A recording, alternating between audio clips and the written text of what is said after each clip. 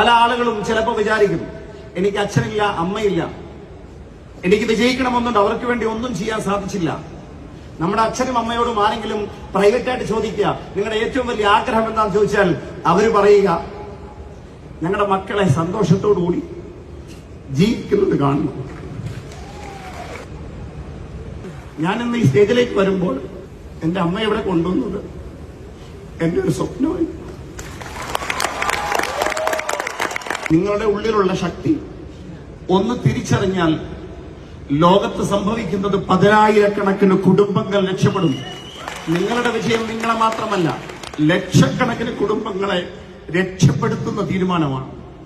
ഈ ലോകത്ത് നിന്ന് യാത്ര പറയുന്നതിന് മുമ്പ് ഈ ലോകത്തൊരു കാലടയാളമെങ്കിലും ബാക്കി വെച്ചിട്ട് വേണം പോകാൻ.